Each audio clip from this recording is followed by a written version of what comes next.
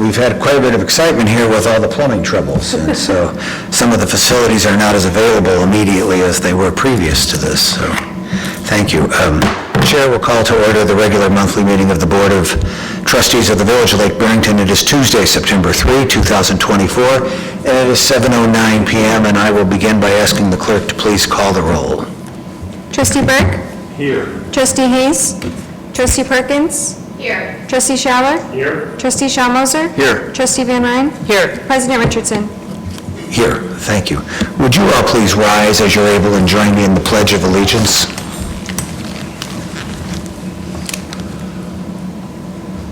I pledge allegiance To the flag of the United States of America and to the republic for which it stands, one nation, under God, indivisible, with liberty and justice for all.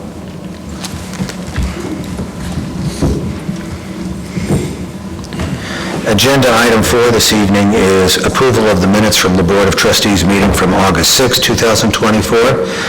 Are there questions, edits, or other concerns or recommendations to the minutes for the clerk? There being none, Chair would like a motion to approve the minutes of the Board of Trustees meeting April 6, 2024. May I have a motion? So please? moved. Trustee Schaller, thank you. And may I have a second? Second. By Trustee Schallmoser, thank you. Clerk will please call the roll. Trustee Burke? Yes. Trustee Perkins? Yes. Trustee Schaller? Yes. Trustee Schallmoser? Yes. Trustee Van Ryn? Yes. President Richardson? I have to abstain. Okay, agenda item 5. I've got a couple of things under the President's remarks. I did not do this in the other room during the Committee of the Whole because I wanted to do it publicly. I wanted to thank all of my colleagues, and I wanted to thank a lot of the residents of this community over their sympathy concerning the recent death of my wife. This has been a terrible time for my family. Absolutely terrible time. And I find that it is only because we have so many people who are helping us and rooting for us and reminding us of how lovely my wife was and how much we have to remember so fondly that this terrible grief is bearable. I have found strength that I didn't know I had, and I have heard from friends that I haven't heard for in years. In fact,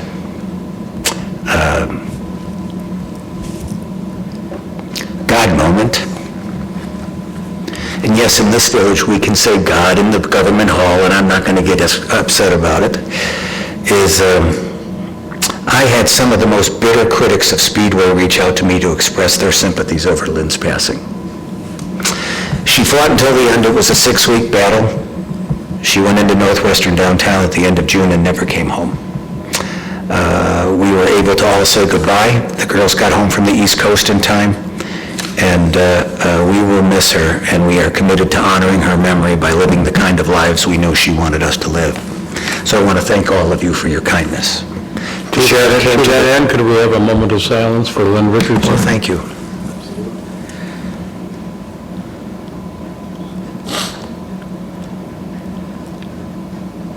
Thank you.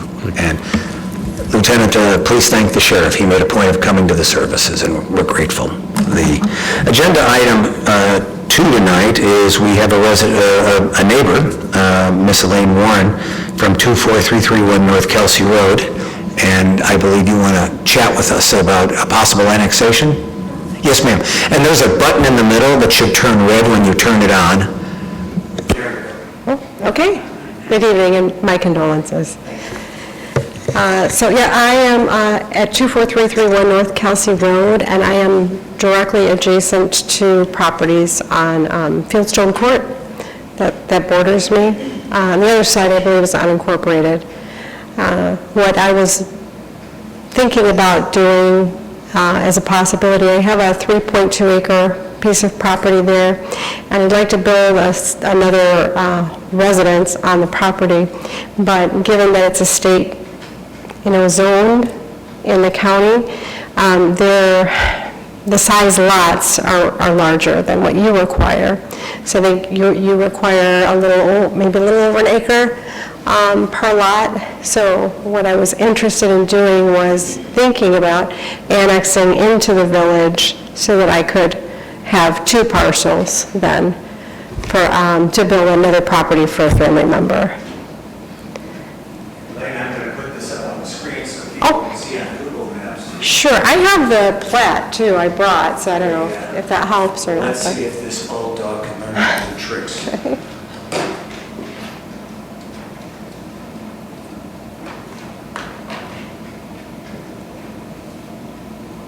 Let's see, fingers crossed, huh?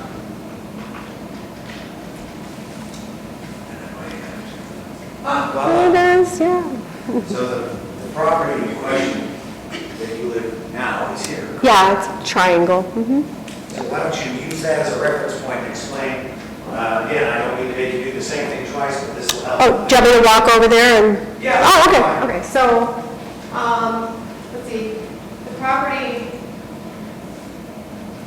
is a triangle, like here. And so what I was looking to do is carve off an acre back here behind the barn. So there's the house and the barn. Just carve off an acre here, another little triangle. And that's it. Hopefully have access off of Kelsey Road for that. But this is all in Barrington.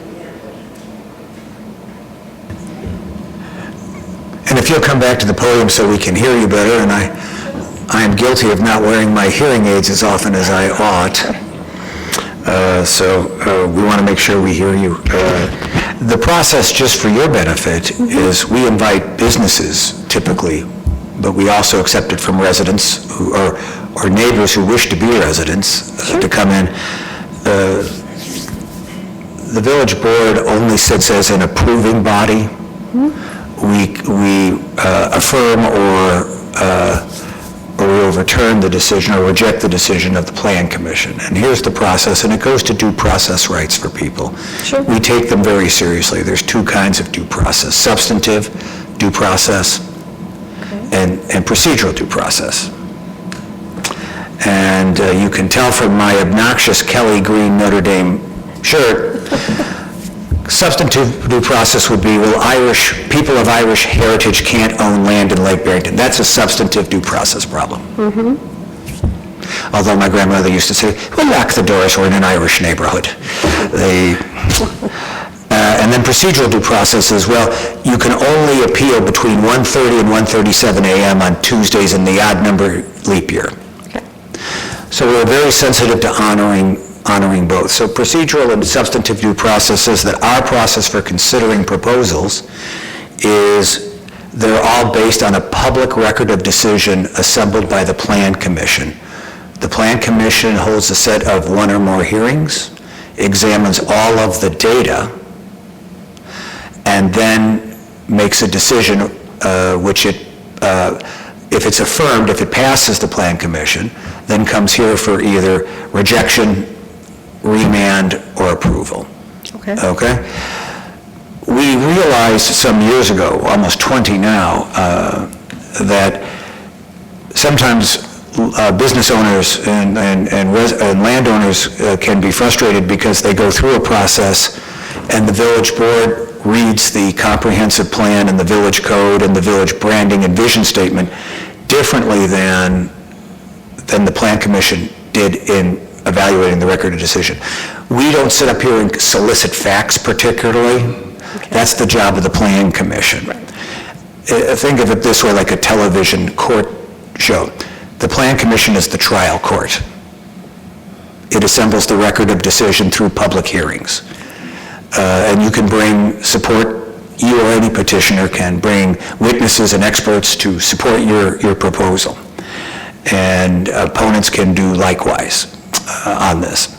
But the decision is made on the record. There's no backdoor deals, there's no side deals. Whatever the decision is, it is based exclusively on the four corners of the publicly assembled record of decision. And then they send it to us, and we're like an appellate court. Appellate courts don't find fact and make those determinations. Trial courts do. It's a pretty similar model. And so we realize that could have an unintended effect of people going through a process and through the Plan Commission and then the village board sees it differently. Right. So what we've allowed people to do, not required, but provided the option, if people wish, to come in and just give us a high-level, here's kind of what I'm thinking. To the extent any of us offer a reaction, it is absolutely non-binding, and it is irrelevant to the record of decision assembled by the Plan Commission through public hearings. And I don't mean to take you through Civics 101, but this is important because business owners look for this clarity too. So we're here to welcome you at your request to join us and talk a little bit about what you have in mind. That's why I thought it'd be helpful to put that up on the screen for you. And I'm happy to go around quickly and just see if people have questions. And I'll start with Trustee Van Ryn, and we'll go around this way and come back. Thank you for being here. If this were to pass, would you start building right away, or do you have a timeline in mind? I haven't really, I don't have a timeline in mind at this point in time. I mean, I could say very loosely within the next year or two. Yeah. Okay, thank you very much. Thanks. Trustee Schalmoser. Welcome, thanks for coming. How long have you lived in the village? 15 years. 15. And you said you wanted to cut up each parcel or make an additional parcel or two more parcels? No, just one. One, okay. Yeah, just to build property. What type of property, or what kind of building would you be building? A single-family home is what I was looking to do. And any idea about the materials or how much the project would cost? So, just, again, a loose budget, probably for the actual home, since I would have the property already, it's about 300,000. 300? Yeah, Right. that's what I was thinking. But, I mean, it just depends on what we can achieve and what the costs are, so, And that would be for a family member of yours? yeah. Okay. Yeah. Okay, great. Thank you. Trustee Perkins. Thank you very much. Thank you for being here. They asked all the questions I was wondering about, so thank you. Trustee Scheller. Thank you, and obviously, welcome, and we're always anxious to have more involved in the village of Lake Barrington.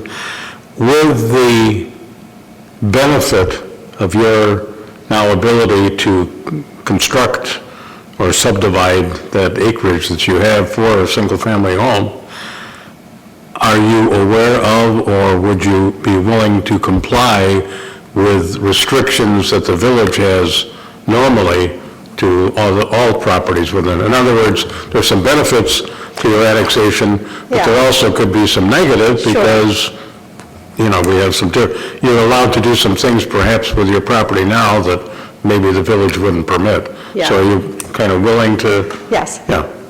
Okay, thank you. Trustee Burke. Just to build on those comments, so are you aware of those things, or have you researched those things? So I have looked at some of the, yeah, no, Okay. so, I mean, the difference between the county and the difference between what you, Right. I mean, there's a list, Yes. a short laundry list, but Right. yeah. So, I mean, I think that we comply with the village, your village, I don't know what you call it. Code. Code already. I mean, not that we have to, because, but, yeah. I mean, Right, no, that's fine. I already. mean, the code exists because we're trying to create standards and create a uniformity and a Sure. look to our brand as a village, and so as we consider an annexation, part of that is this going to be additive to our brand? Sure. In other words, is it consistent with the brand? Additive to our brand, right? Right. And so that's why it's important that as we engage in this process, we understand in your desire to subdivide and build another home, that there may come some trade-offs for you in order to do that. Right, in terms of square footage and how, building materials and things like that, yeah. Right. So the other clarifying question I have for you, this is going to be a family member or also, so in other words, I guess, are you required to subdivide this property in order to build a second dwelling? Or is it that you want this to become a separate property that is really going to be separate ownership from you? So not required, so I could build a coach house and just stay unincorporated Lake County, but I think it just makes more sense, as we move forward, because it's for my daughter and her family. Oh, okay. That, at some point, then she could purchase the house and it would be separate, it's not attached to Right, so then there's flexibility, meaning one whole house could potentially be sold without the other. Exactly. Right? Yeah. Okay, I get it now. Yeah. Perfect. All right, thanks for clarifying. I have no other questions. No. My colleagues asked all the questions, and so I appreciate you coming in. The reactions to the questions you have, I just have to reiterate, because I've been in this chair a long time, and fairness is so important, is that none of these questions are indicative of what the Plan Commission may do. So please know that this is a useful weather vane of sorts, but it's no more than that. And it certainly doesn't bear any formal effect upon the outcome of their decision. This has come up far more, Elaine, when businesses come, and I just want to be always very careful about that. So thank you. We look forward to hearing about whatever you choose to do in the future as it occurs. Okay, thank you. Thank you. Okay. Okay. You nice folks in the back are here about the sign, aren't you? Okay. I'm going to move the agenda item up now so you don't have to sit here all night. Oh, yeah. You can... Oh, I'm sorry. Sean, I don't know how I missed you. I'm sorry. I'd like you to come forward first. And thank you. This is one of those, if my head weren't attached, I'd have forgotten it at home. The person who used to police me for this stuff is now up with the Lord, so I have to be a little more careful. Sean, welcome, and we're delighted you're here. As you heard with what I said to the resident or potential resident, this is a chance for the board to ask questions. Now, your deal has been passed by the Plan Commission, so we're here for a related but different step in that process. Yes. So, welcome, and please feel free to run us through what you've got. Great, thank you. My condolences too as well. Thank you. Thank you very much. My name is Sean McHugh. I am the owner of the Lake Barrington Steakhouse. Also, I'm part owner in some businesses that are in Cary, which is Galati's Hideaway, and the Orchard Prime Meats in Cary. It's a downtown butcher there. I'm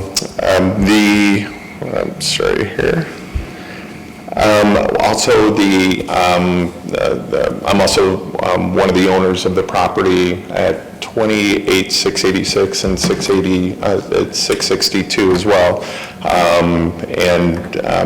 We're requesting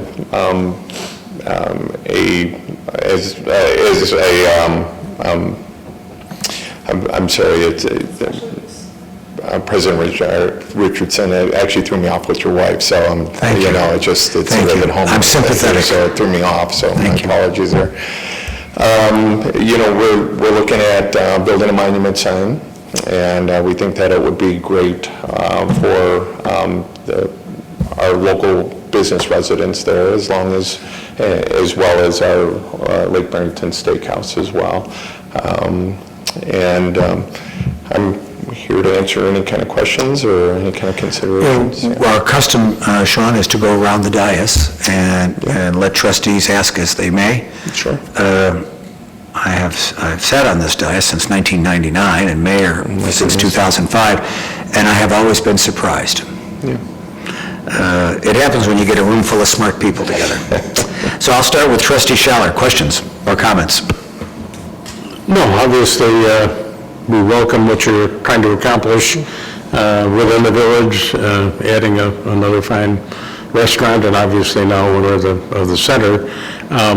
I guess the concern is size and illumination. I think those are the main things. You might want to address size comparison to others that are in the area. Sure. And I think illumination, is it a distraction to people, right? Is it an attraction to the property? Or might there be some people that say driving up Northwest Highway that this is going to be a distraction? I'm going to be so alarmed by the Las Vegas style of what I'm doing on my sign that I'm going to lose control of my car. Sure. We have experience with our sign at downtown Cary, at our Pilates Hideaway location. We have a monument sign on Route 14, and that was really important for our building, that we're currently using for the Hideaway right now. As we're tucked away, we didn't have any outside signage, and that was one of the concerns that the village had was, hey, is this going to be like really bright? Is going to be illumination and so forth? We made sure that it was very tasteful. It went with the aesthetics, it went with the community, and it went with our high-end brand too as well. And we want to follow the same. The same structure that we had in place there, but it's just going to be about double the size. The reason that it needs to be, that this sign needs to be bigger is the high-speed traffic, and it would need to be seen from a distance for people to react on the eastbound and westbound traffic equally. So that was our concern. Making sure that it wasn't going to be gaudy or huge, but we wanted to have it that was going to be, that we're going to spend a good amount of money making this a really nice eyepiece. The digital portion, we elected to go with a 6 to 8 millimeter, which is like very high definition. So from a distance, it would be very clear. From a distance, it wouldn't be overwhelming. And one of the concerns that the village had in Cary was there was an example that was at one point at Fox River Grove. They had a sign and they had white going, and it was really blaring. And ours, because the high definition, we were able to turn it down and fit within the compliance with the village, as we would do here too as well. Is it more like a video board than a digital then, in other words? Yeah, there's not going to be like any animation. It does have the ability for the animation, but they would just be digital static images. So you're not going to be distracting, to the drivers going by where it's going to be that Las Vegas style. Yeah. We didn't think that would be really appropriate there. So, but yeah, it would be it'd be high enough. The digital portion would sit on the top. The total height of the sign would be 25 feet, and the digital portion would be 10 feet by 8 foot high too as well. But it would be it's going to be very easy on the eyes. It's not going to be distracting, and it's going to fit with what we're trying to accomplish by drawing some attention to the retail center there. And one final, when you say monument, what's a monument sign as opposed to a regular sign? A monument sign is just, it's basically just a sign that is going to be constructed with, different types of metals, and on the outside it's going to have some brick that's going to build up. The static businesses that are going to be located in the middle of the sign, so those are going to, that's not a digital portion, it's just going to be backlit. So there would be room for about eight different tenants that are going to be on the monument sign that is going to help promote the businesses within our little community right there. Okay, very good. Well, I get one final, when are you going to open? We're working on that. We're working on it soon. Yeah, we're closer than we have been, so appreciate that. Trustee Perkins. Okay, thank you. Thank you for being here. Very excited for you to open. So, I mean this in like the best way, okay? But we've heard a lot of what it's not going to be like. But what's it going to be like? Like, what color schemes are you going to be using? What are the different businesses going to have their own logos? Or is it going to be, with like crazy colors and things? Or is it going to be nice and tastefully, just a black and white? what's going to be on this screen? Yes, I have an example. Actually, this is not to scale. I'm not sure if you received a copy or not. Would you like to? Yeah, I mean, just a quick, yeah, I mean, Yeah, I can. just a quick, like, Just a little summary of it. yeah. Yeah.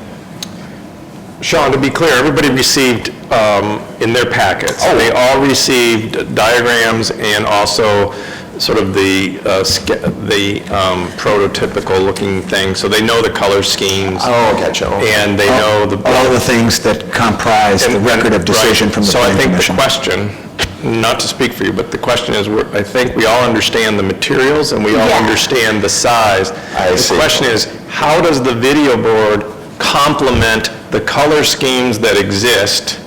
In other words, are they going to remain consistent black and white, or are they going to be multicolored, et cetera? Am I correct on that, That is Cynthia? exactly what I'm asking. Okay, because that's the part that we couldn't facsimilate, if you will, with the materials that we passed out.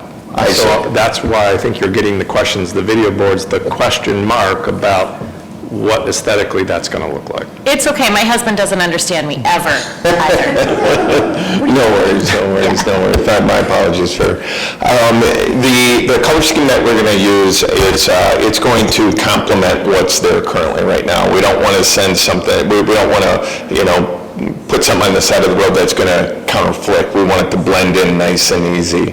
And what's going to appear on the digital board is just going to be the advertisement for the steakhouse and also any of the businesses that are within our little community there as well. We're allowing them to use the digital portion to try to help promote them. We want our customers to be their customers. So the color schemes and so forth, they're going to be consistent with the build as you saw in the package there. Yeah. So it will be No, it will not. No, it will not be the Las Vegas style or, yeah, absolutely, no, yeah. Great, that is my and then, Thank you. Sure. Trustee Schallmoser. Thanks for coming tonight. We're so excited for your new business. Thank you. Who's the manufacturer of the sign? That's going to be, we're using a local company, Brett over at Sinorama, so he's a local company here, and the digital portion is going to be with Watchfire. Watchfire is very high-end in the digital aspect. And other restaurants have used their design and capabilities before? Yeah, we use it right now. We use it right now over at Pilates. Our current sign is actually just a smaller version of that sign. Okay, great. You said you would like to advertise other businesses in the area? Yeah, it's actually just within our retail center. We're going to allow them to have free access to the sign as well. So we're not going to charge anybody to be on it. It's just our local retail center and our little office building there. Sure, to help promote their brands and so Exactly on. right. So we're very proud of our brand, Lake Barrington. Yes. And so we would love for you to have, like, maybe every 10 seconds flash our logo. So would you commit to that tonight? Yeah, we will allow the village to have some access to the sign as well to promote. Oh, great. Absolutely. That's excellent. We would, yeah. Limitations on flash. Yeah. The 10 seconds is too fast.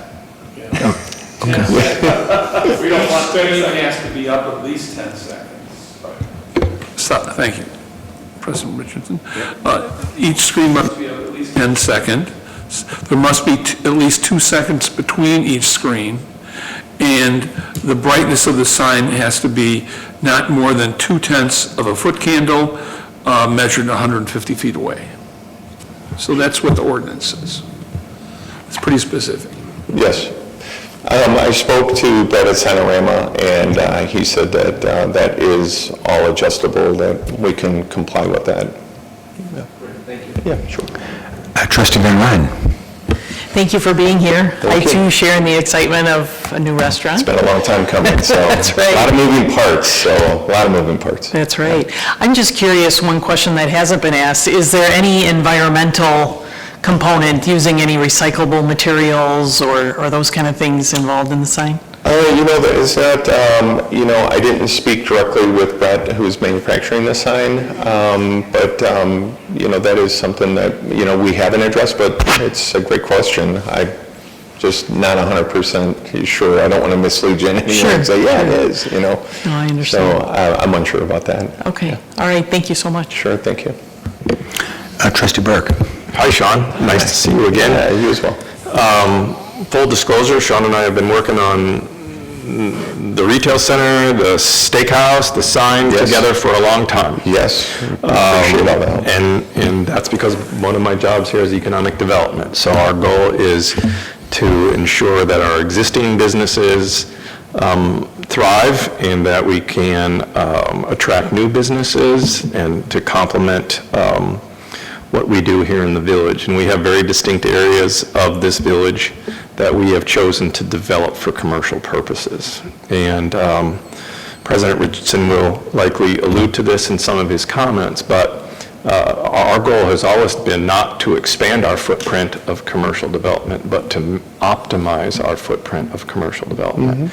And we've assured our residents that we're not encroaching on them in any way, shape, or form in order to do that. There are trade-offs, right? We need retail development because we need to pay the bills. And we don't want to put that full burden on the taxpayer to pay the bill. So the better job we do developing our businesses, the more retail sales tax we generate, the less burden that we have on our residents, and the better we can serve the residents to do the great stuff that we're known for here, of our wonderful police force and our trash collection and our beautiful open space and all the things that we do. There's always trade-offs to that, right? A lot of people would say, let's not have any of this stuff in the village because it's an eyesore or whatever. So we've talked a long, long time about how excited we were that you and your partners purchased that retail center because we thought it was underperforming and we thought it could have such a better place in the community. And you've come in and done nothing but show us and the business owners there that you're committed to doing that. That gives you some credibility already because you've done everything that you said you were going to do and you're continuing to do that. So I'm making that clear to the board that that's the behavior that I've seen from you and your partners to this date. Thank you. And we're serious, and your tenants have great things to say about you guys as the new landlords, and that speaks volumes about the work that you've done to fix the center up, fix broken things, leaky roofs, HVAC that doesn't work, parking lots that were leaking and dripping and crumbling, and so thank you for doing that, and we appreciate that. So one of the trade-offs is you need a way to promote and advertise yourself and your businesses, and that's where signage comes in.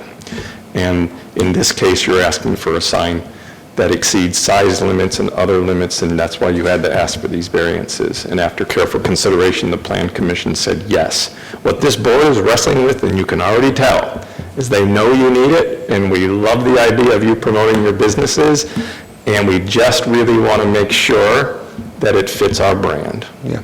Right? Understand. And you stood up there and said, we want it to fit your brand as much as you want it to fit the brand. And I think that's where we are. We all have to trust that that's the case.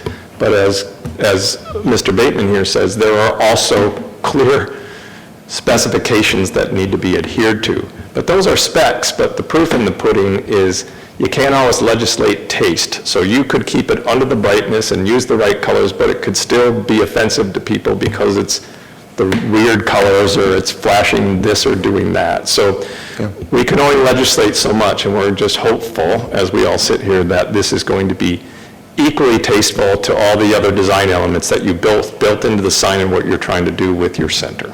Yes. Is that a fair expectation out of you and each other? More than fair, yes. Okay, so that's really all that I wanted to say, and I think that's the nature of what people are asking, is that we need to be successful together, and it's not going to be successful if we build a sign that offends. It's going to have the opposite effect of what we want it to have. Yeah. So that's our goal. So thank you for being here. Yeah, thank you. Yes. That. Thank you. I spent most of my career in Washington, D.C. Worked on the Hill. I met my wife in the U.S. Capitol in October of 1986. Okay. We all talk about COBRA health benefits. She and I met on the House-Senate Conference Committee of the Consolidated Omnibus Budget Reconciliation Act. That's where the acronym for it comes, because that's where the law was passed. And we've both been in politics a long time. And the great Mo Udall of Arizona, rest his soul, says, everything's already been said, but not everybody has said it yet. And so it's my turn. Sure. You know,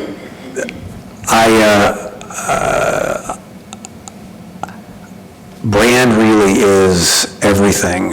And I've got something behind there that I'll show in a moment on this, because when I know that there are some very respected residents who have concerns about this and that they were going to take the time to be here, I made some points to really try to give this full read. Sure. I think the seriousness of your commitment to the brand starts with the awnings. Yes. Those are very elegant. And I like the contrast of the light stone or materials with the dark or the black awnings. Yeah. So in the sense of you being aware of the fact that we seek to be an oasis of gracious countryside living, and I know Mrs. Poping wrote that in her email, and I appreciate that, is there are certain projects that are just not well suited for Lake Barrington. Mm-hmm. They're great projects for some people, but just not for us. And so I appreciate the fact that you've taken the trouble. Trustee Schaller mentioned it. I mean, everybody has kind of touched on it. I've been active at the U.S. Conference of Mayors for years, so I know mayors in lots of parts of the country, and go visit, we go to conferences. I was in suburban Denver and 6 or 8 months ago for a conference, and honest to goodness, you come off of the interstate and you go into a smaller community, and it looked like the landing lights at O'Hare when you went through one of their retail sectors. So I assume you don't want to undermine your investment in the restaurant and in the center and the work you've already done with a sign that's ugly. So I'm not too worried about that, and I've read the stuff. What has always haunted me on these kinds of things is the light impact at night. And everybody's talked about it, so I'm going to ask you to forgive me, but let's walk through it one more time for my edification. When you come, and my dad lived at Lake Barrington Woods for 16 years. Yeah. And I live at 22 in Kelsey. And I would drive down and take a right at Kelsey Roadhouse and go over, and you go up a hill, and you really don't see much until you get to the crest. And then when I'd go grocery shopping for him at the Jewel in Fox River Grove, I'd come the other way and come up. So the positioning of the land's topography actually, in my mind, and I drove by last night, and looked at the other sign that's kind of across for the other businesses on the other side of the road. Yes. And I'm not as enamored of the appearance of that sign as I at least anticipate. Motorworks. Because there's nothing more obnoxious. And we've lived here since 1996. I grew up in the area. So I got out of my car in your parking lot, and I looked at it, and then I looked across the railroad tracks. There's one house over there that's been there for a while, behind what is fairly dense year-round foliage. And so, you know, if this sign were being proposed for Old Barrington Road and Kelsey Road, I wouldn't be voting for it. If it were for Route 22 and Kelsey Road, I wouldn't be voting for it. So time, place, and manner applications of this are important, but what really sets these issues in mind for so many people, and legitimately and rightfully so, is light pollution is obnoxious. And so reassure my residents, not simply the couple that are here tonight, but others who might be concerned, why will this not be an obnoxious lighting distraction? And I liked your Vegas notion, but something can be short of Vegas and still not be commensurate with our community. Yes. Yes. So the digital portion, it's going to be the 6 to 8 millimeter which creates more of like a high definition, so it's easy to distinguish the images that will be on the sign itself. So the amount of brightness, you don't need to, from the way it was explained to me, that you don't need to turn up the brightness of the sign to see what that image is at a distance because it's such high definition. And so the definition of the sign will definitely, take those concerns away, and the amount of colors that we're going to be using, we're not going to be using those, big colors too as well, the whites, the whites you can see from a distance. We want to keep it classy, especially with the steakhouse, because it's going to be more of like an elegant, when people come in, it's, the lights are going to be, lower, and, we want to sort of communicate that to the traffic, going by too as well. But yeah, I want to make sure that, the residents are rest assured that it's not going to be obnoxious, and we can control the brightness of the sign too as well to fit within the parameters where it's going to keep everybody happy. We would like to ask you to take your seat, and I want to have the residents come up and give us their point of view. Sure. And thank you. I appreciate this. I know this is a lot of work. No worries. Thank you much. I appreciate it. Thank you. Missy and Dave?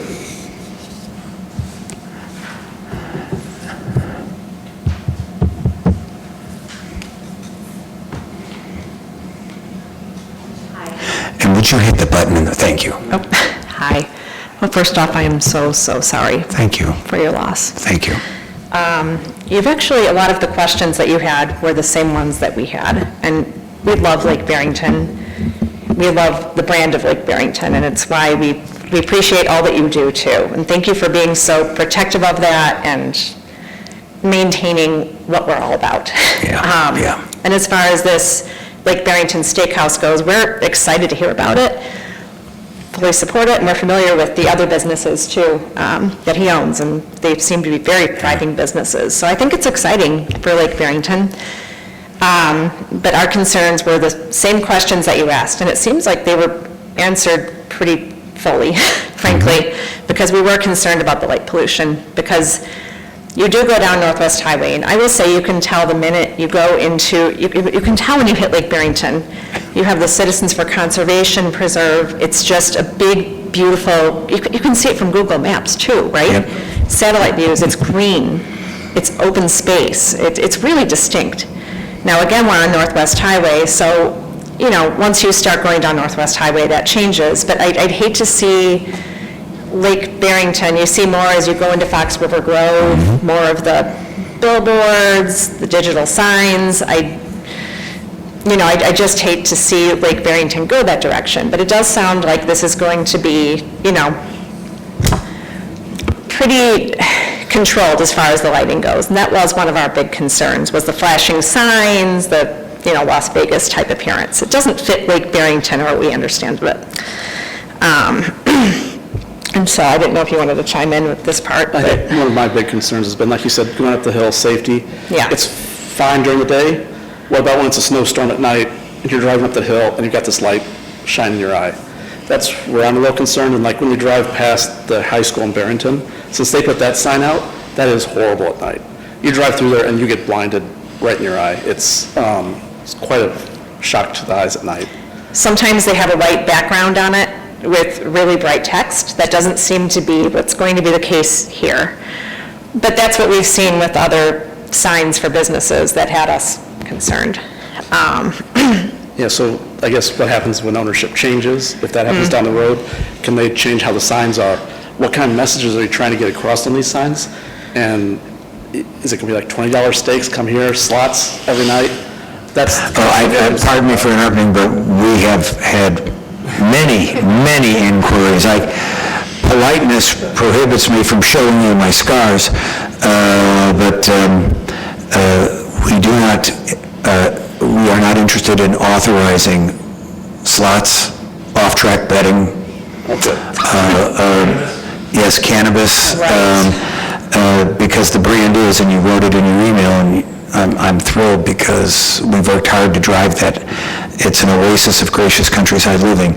And pot and slots and OTB are all, I suppose, reasonable activities in communities whose brands or visions are different. No value judgment there. A big city has a much different reality than a small town. So as long as the people up here are up here, we routinely get asked, and we politely tell folks, no off-track budding, no slots, no cannabis. Thank you. Yeah. Well, we all used to have kids. Now we're all empty nester. Well, you're not an empty nester yet. You still have battles to fight. It really sets Lake Barrington apart, though. There aren't many places like us, and so we're on the same page as that, and that's where we're coming from with this concern, too. So we just didn't want to see things go in that direction. And like I say, you know, future ownership or other businesses there, how are they going to use it? How are we going to protect that? But we appreciate that, and thank you. I was going to say, we're going the opposite direction from empty nest. Yeah, so. Oh, congratulations. We're on the same page. Wonderful. Well, certainly, let me ask council, what is the ability of a new owner to take the facility, should Mr. McHugh, 60 years from now, after he's made millions and millions and millions of dollars and invested them back into our open space and our community? Have I caveated myself enough on this? Ordinance, the special use ordinance will bind the property, not just the owner. In other words, so they have to comply with all the conditions of the special use, including our brightness standards and our flashing standards and all that. That's excellent. Really, you answered a lot of our questions. Oh, good. Yeah. Can I just comment, first of all, thank you for standing up and doing this, okay? Like, we're thrilled that you're here, because we need people to come and have a voice, because our job is, we're representing your collective interest, not our interest, your collective interest. So the fact that you came, took the time out of your night to say something is meaningful. And the owner back there is hearing this, right? And he's making a commitment. He's now recognizing the commitment to this board is also a commitment to all 5,000 people who live here.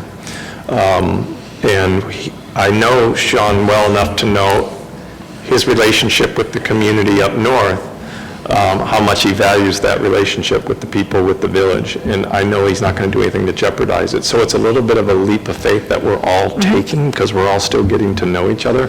But I think there's enough evidence to suggest, and as the Plan Commission did their homework and recommended this, that we feel we can all move forward with this and make it work. And all I can say is that's our collective commitment. And if that phone call comes in that says this thing is out of control, then we're going to look at that and make sure it meets the spirit and the intent of what we set out, right? So that's the other thing. And we've had that before. We've had signs had to be turned down. We've had that because of complaints. So we look at it with the same eyes that you look at it with. That's the other thing I want to reassure you. And so I'm thrilled about the collective conversation and that you got to hear from the owner. Yeah. He's investing a lot of money in that sign. So the last thing he wants to appreciate- build a monument to some horrible situation. I can appreciate the huge, enormous undertaking it is to start a new business, Right. and we're completely 100% in support of that. Right. The So, question was the digital versus Yep. a front-lit sign, usually with Yep. steakhouses.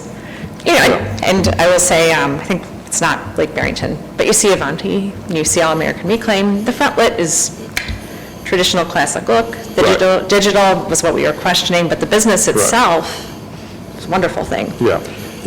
I think from our perspective, we just want to make sure we came here and said something rather than just getting angry at the sign if that's what turned out. Well, good for you. We appreciate that. We appreciate that. Well, we really do. appreciate all that you do, sincerely. Very much. It is, I think it's fair to say, everybody up here, and you folks, and Sean, and our treasurer, and our videographer, and Lieutenant, How many people here think we live in angry times? And I suppose it's my family tragedy of recent, but angry times rarely yield productive results. And so when people come in good faith, as you have, and want to have an honest conversation to seek true knowledge, when did you all move here? 21. 2021, but I've been in Barrington Hills my whole Okay, life so previously. you did not live here during the sighting of Speedway, did you? I've heard about it. Oh, I bet. I bet. I can imagine. Pretty Speedway. I met the CEO of Marathon Oil, who was in the parent company at the time in Washington, D.C. at a matter, and he heard about it. That was much more heat than light. You enable by your tone and your attitude to get light rather than heat. And I put together political deals in legislatures here and overseas routinely. Your attitude empowers your position greatly because we are invested in being responsive to you, especially since you've been so gracious. I'm not afraid to stand up here and take people on, Lord knows. And when I leave this job next May, I suspect some will absolutely celebrate. But I want to thank you for being serious adults. We're trying. We don't have enough serious grown-ups in America anymore, and so I want to thank you for that. In fact, if you can stay 5 more minutes, I'll invite you to sit down because this got me thinking about...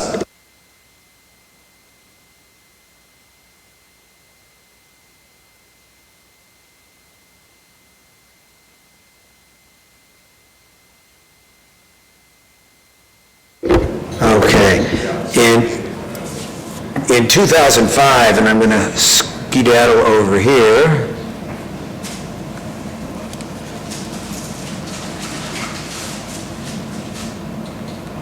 This started, come on, Kevin, while we're young.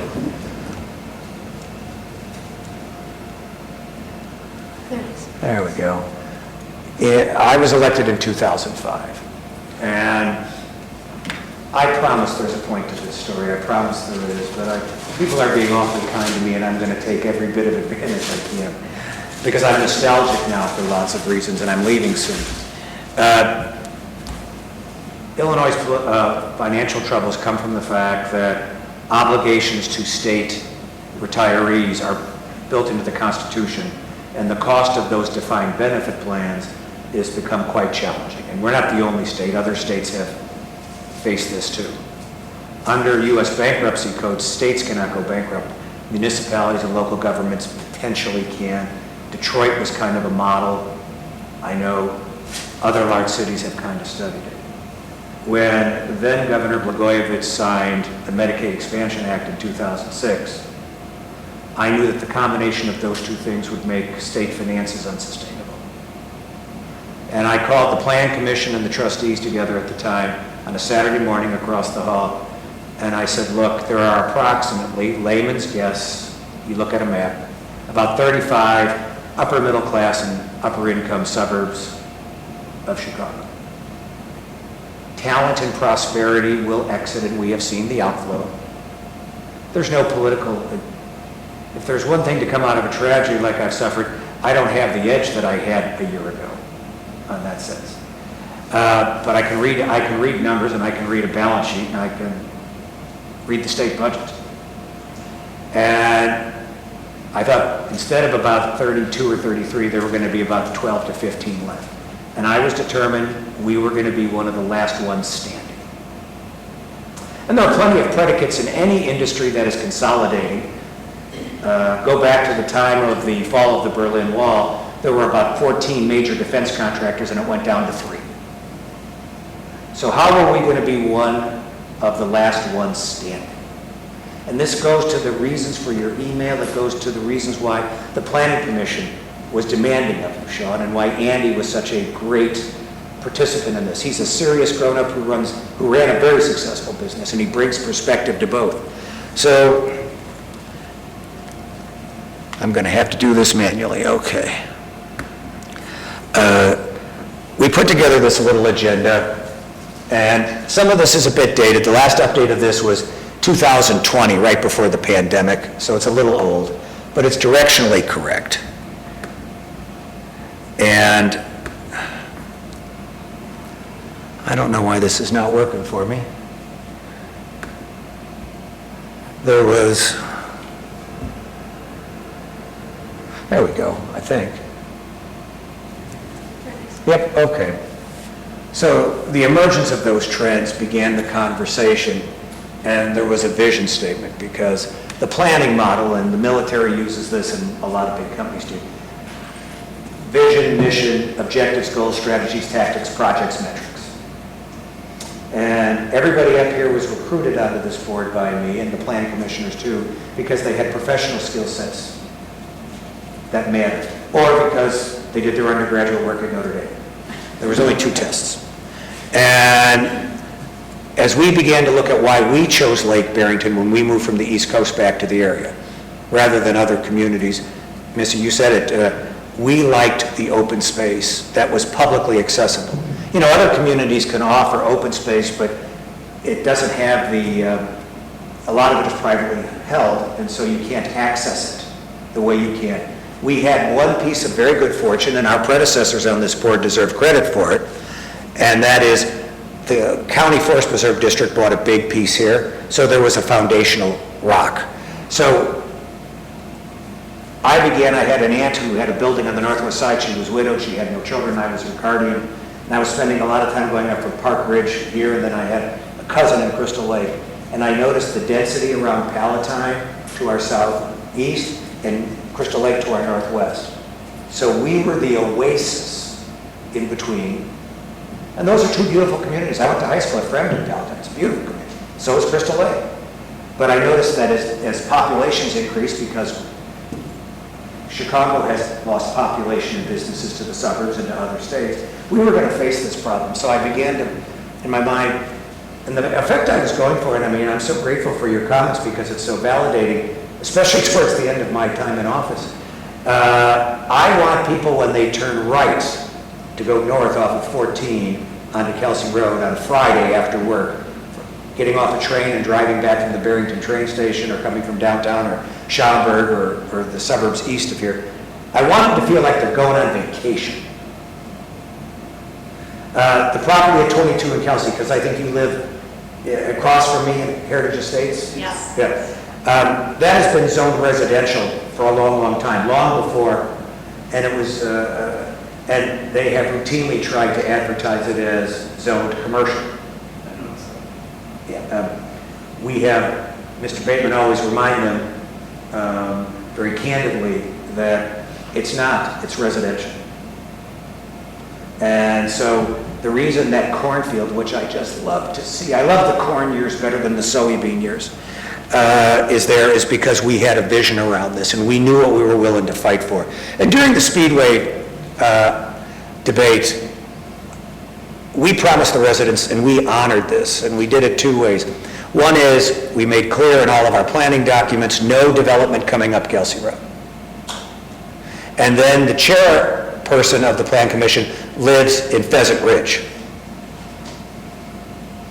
So I needed to show them that we were serious, and so we had to give proof points that would do this.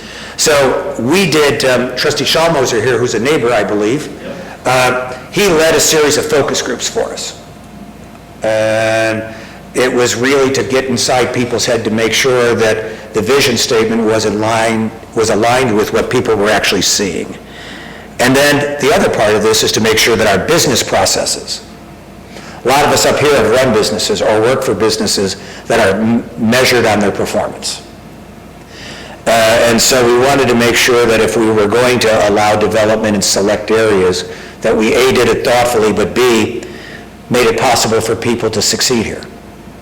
And the stories you hear from business owners who sometimes will come to us about how they're treated elsewhere is a roadmap. And frankly, we've not always been perfect. We've had plenty of areas where we've learned, uh-oh, we should do this a lot differently and do it a lot better. this is old data, but this just shows the difference between the pension obligations and the pension funding. And this difference, and this is as current as 2016, when you talk in municipal circles, this is called the jaws of death, because this is unsustainable. So the assumptions we made that there would be an exodus of some level of income, wealth out of the state, when we made this starting in 06, formalized the first one in 09, seems to have regrettably have been proved true. I wish I had been dead wrong. Municipalities do not have their own income tax. The state collects it, and then we get a portion of what you pay in your state income tax. It's called Local Government Distributed Fund. The future of LGDF is perpetually at risk in Springfield. The other thing is, when you become a local elected official, the first thing you realize is that every state legislator actually wants to be a mayor, because all they do is work on micromanaging how municipalities operate, even those of us who are home rule and ostensibly independent. The business climate in the state continues to be challenging. It's not a knock on the current as much as it is on everybody for 50 years in both parties who got it this way. No one's to blame because everybody's to blame. The regional competition. I've had a lot of clients in my practice in the metro Chicago area, and every one of them has a story of how then Governor Scott Walker of Wisconsin would call the CEO twice a year to say, come on up. Your workers' comp is less, your electricity is less, and so we have a regional competitive pressure, which is really kind of made worse by the fact that Texas and Tennessee and the Carolinas and Florida have economic development people calling on businesses in this state and several others in the north routinely. So we had to be real sure. And then the other thing we've learned is that state agencies are often appropriately very focused on their mission. And sometimes that mission and how they seek to apply it is inconsistent with what our objectives are. About 18 or 20 years ago, Mr. Bateman might remember, but the Illinois Department of Transportation wanted to make Route 22 a 4-lane highway. And all those heritage specimen oaks, we put up a vigorous defense, and the widening of 22 stopped at Route 12 in Lake Zurich. And I thought it was very good policy because the traffic counts weren't there, but secondly, we were really concerned, as was our partners in North Barrington at the time, of preserving that, because when that 150-year-old oak comes down, our great-grandchildren won't see one like that again. So we're very mindful of this. So when you wrote your email, I want you to know it landed on very fertile ground with all of us up here. Because when I would ask people to consider running for office and then offer, to create a team and a slate to present to the voters, everybody who is part of the team, all is part of the team because we have alignment around this. We don't have the drama of a lot of communities because we all signed the pledge first. Everybody who's run has run essentially on this platform. And I was going through old files and I found all the campaign direct mail for the last 20 years, and everybody ran on this platform. Look at this.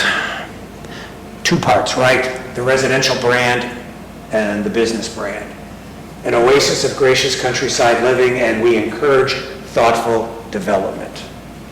A pro-growth philosophy that guides interaction with business to Pepper Road Business Park around 14 and the marketplace behind Lake Barrington shores. I don't think it's appropriate, it's not consistent with our comprehensive plan or our zoning to put at 22 in Kelsey, or at 22 in Old Barrington Road, or at Kelsey, River, and Miller as they separate from each other.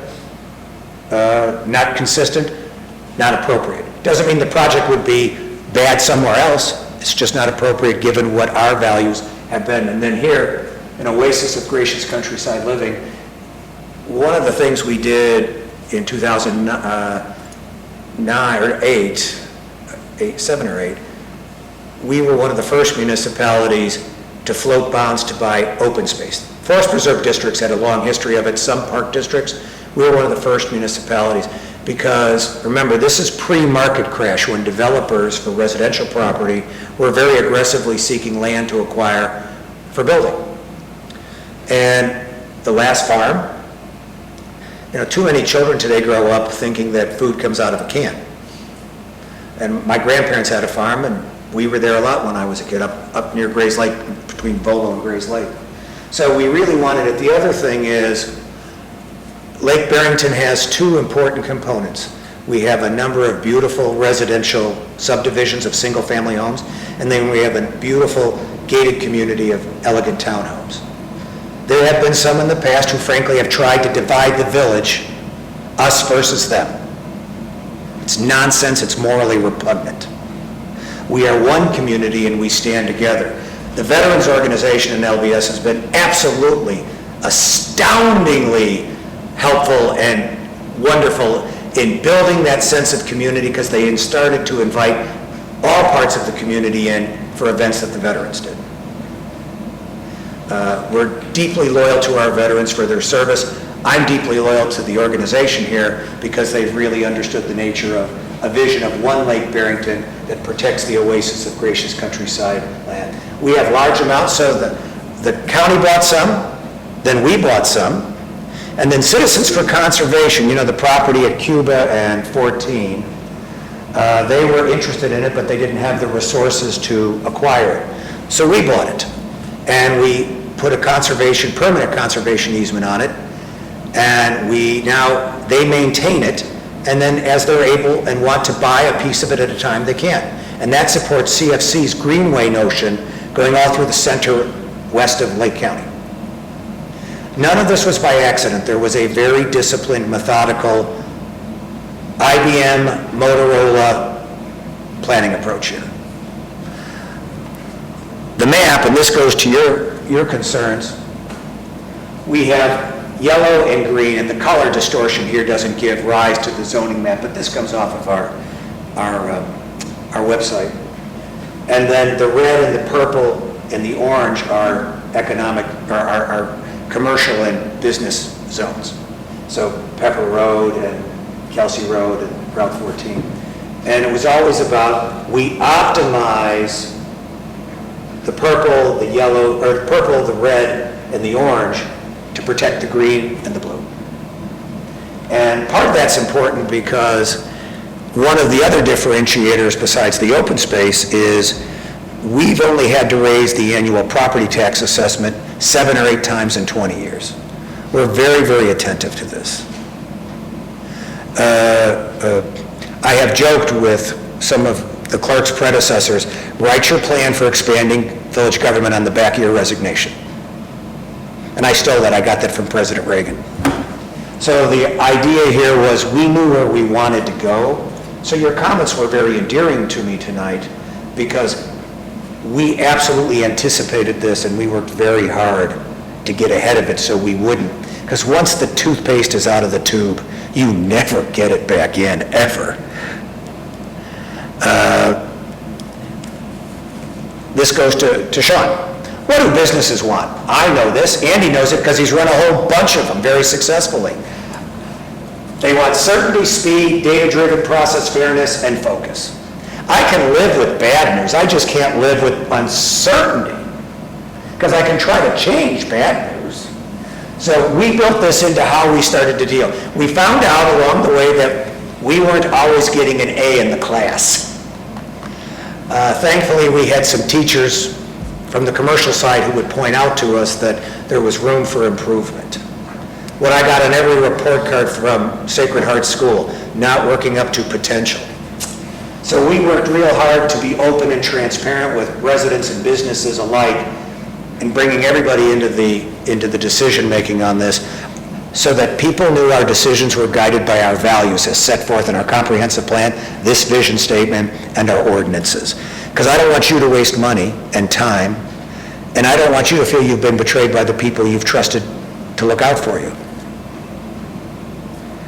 Oregon structure, our brands drive the success. We focus it on open space, public safety, which the Lake County Sheriff's Office is integral. They do a great job for us, along with the 2 fire protection districts that serve us. Roads and infrastructure. We run a tight ship on the finance, HR, and administration. Trustee Hayes, who normally sits there at the end, is a retired 2-star Army general, and believe me, he knows about government finance. Policies and processes. Transparency is so important. We try to put all the warrants, every nickel of the communities that is spent is visible online. And that's why it's so critical to have such a talented CFO, village treasurer, is this is not our money. It's the citizens' money.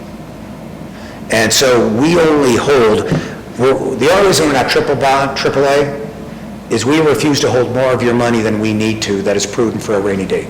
If we held more of it, we could get that AAA without too much trouble.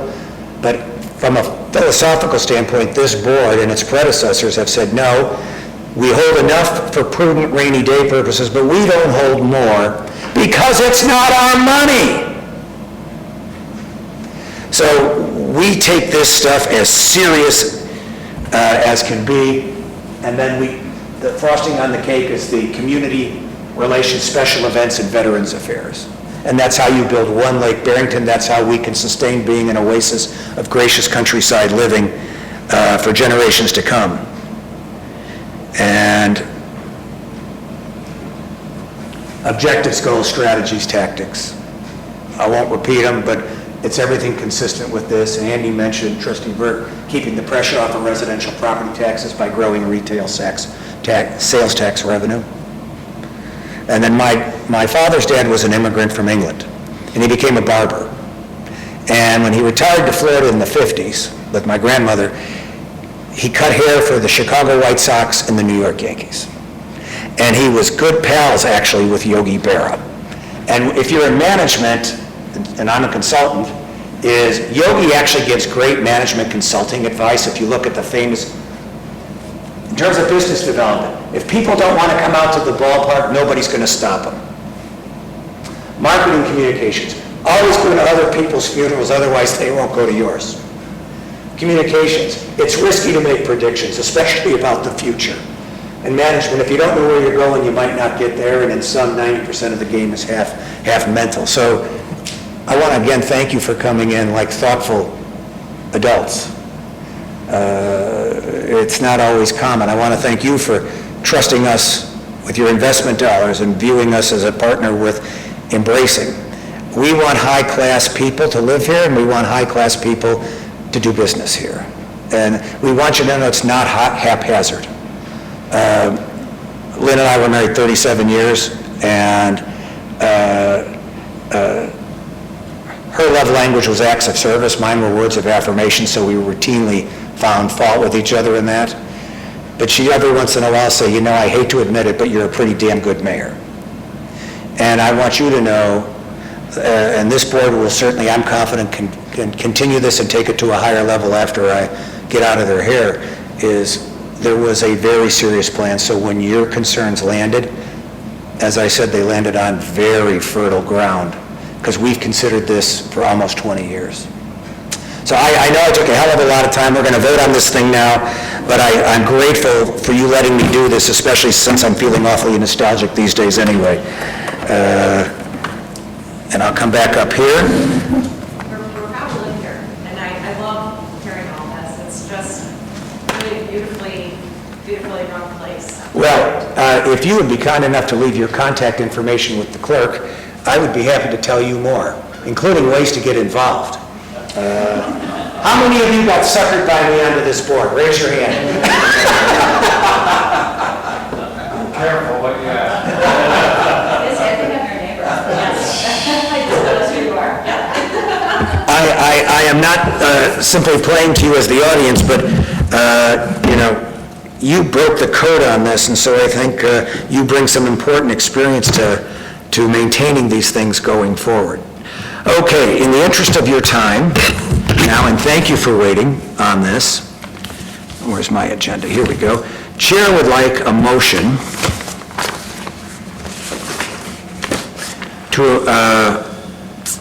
to approve ordinance number 2024-0-16, an ordinance granting a special use permit to permit the establishment, maintenance, and operation of an illuminated digital ground sign with changing or moving display and granting variations from Title 8 zoning for the property at 28662 West Northwest Highway, in Lake Barrington. And as soon as I pick up my papers, I'll ask for a motion.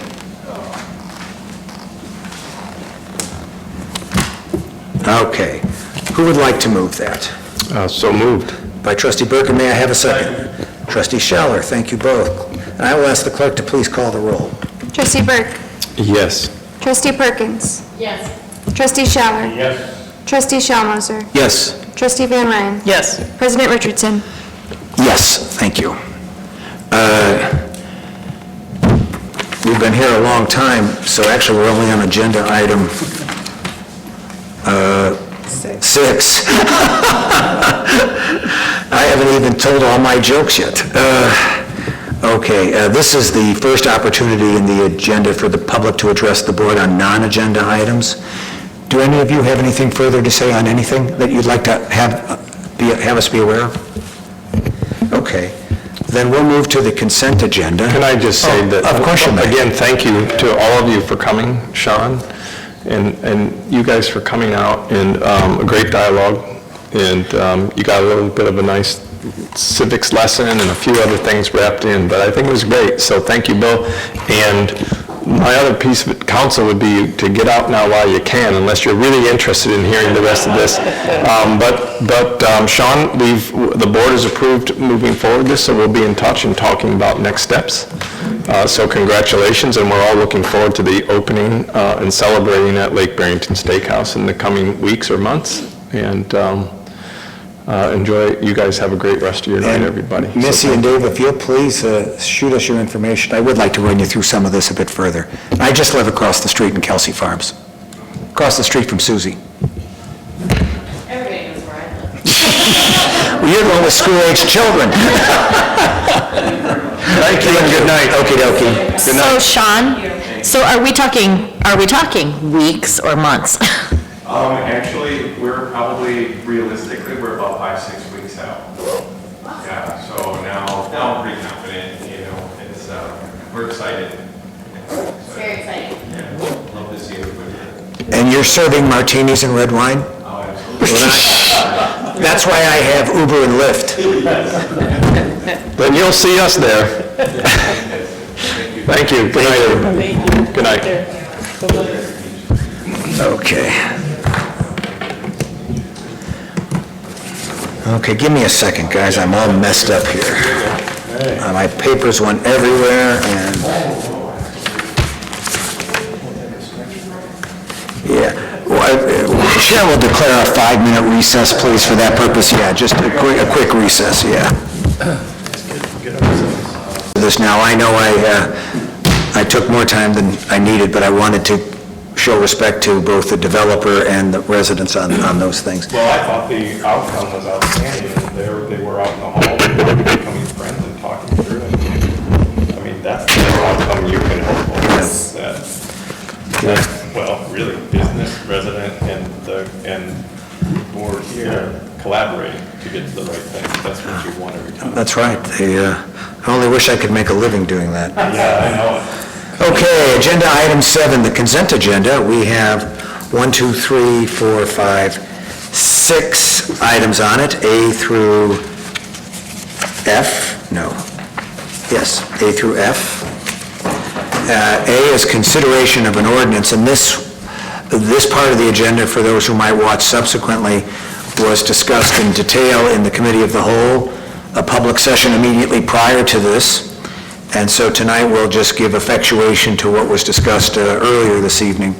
A, consideration of an ordinance amending the Village of Lake Barrington Village Code regarding Title VI, Public Ways and Public Property, Section 6-3-11, owner to maintain parkways and ditch, cutting of weeds and grasses in adjacent rights-of-way. Title 7, building regulations. Section 7-3-8, property maintenance code adopted. And Title 11, trees and plants, Section 11-3-3A-1, weeds declared a nuisance height restriction. B, Pepper Park Fest. C, consideration of a resolution regarding cash bond forfeitures.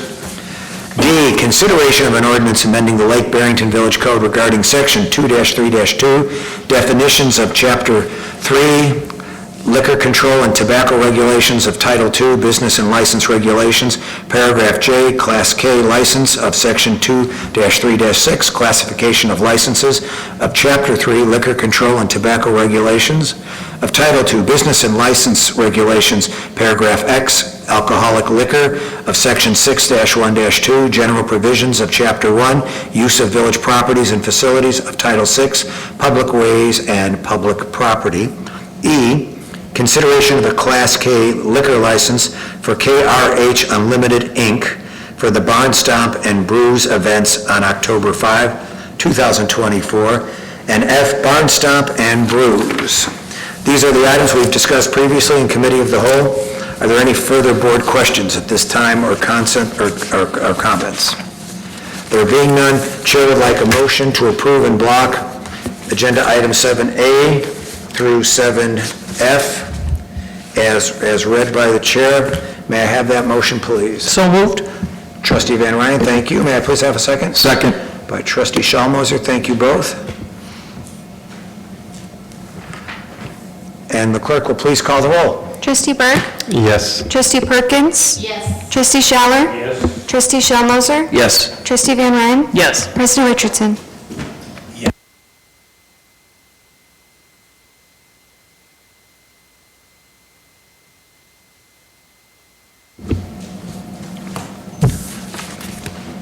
Good evening.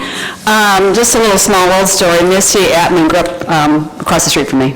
Oh. Her parents live on Steeplechase, yeah, so she's been neighbors a long time, yeah, really, really wonderful people. Yeah, and her dad died unexpectedly like a year and a half ago. Oh. Yeah, so she understands, yeah, so.